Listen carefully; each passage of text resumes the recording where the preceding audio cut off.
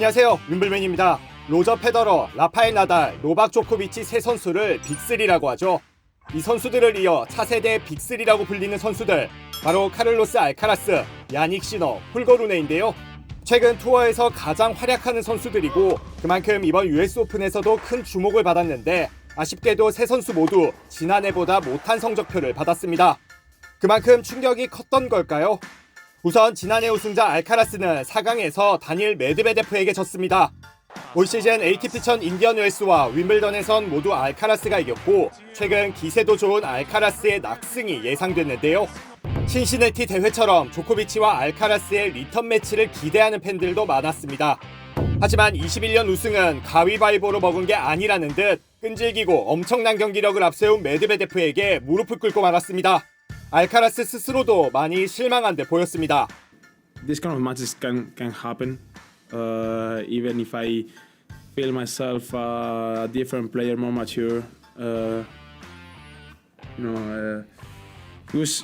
He played really great, a great game. So I couldn't find solutions on the match,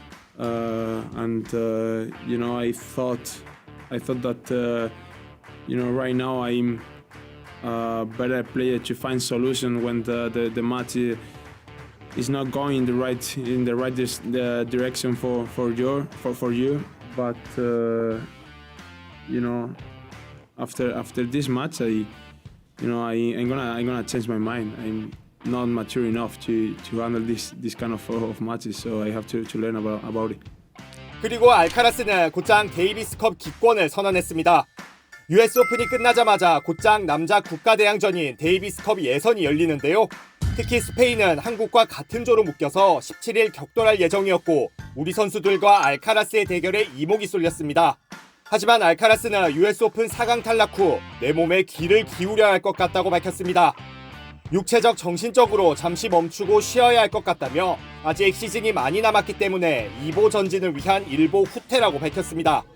시너는 알카라스보다 먼저 데이비스컵을 기권했습니다. 시너는 올해 US 오픈 16강에서 알렉산더 즈베레프에게 졌는데요. 만약 시너가 이겼다면 다음 상대는 알카라스였습니다. 2년 연속 두 선수의 대결을 기대하는 팬들이 많았습니다. 지난해 8강에서 두 선수가 무려 5시간이 넘는 혈투를 벌였기 때문입니다.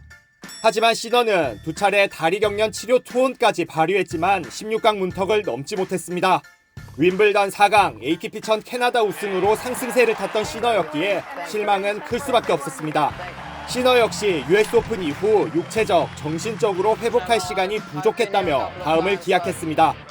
두 선수와 비교해 홀거 루네는 아예 첫 판에서 떨어지고 말았죠. 최근 등부상 후유증으로 5연패 침체기에 빠진 루네인데요. 루네는 1회전 코트 배정에 대한 불만을 SNS에 썼다가 빈축을 사기도 했습니다. US 오픈에서 분위기 반전을 노렸지만 몸 상태가 온전치 않다는 것만 확실히 보여줬습니다. 그리고 루네는 곧장 패트릭 무라토글루 코치와 결별했습니다.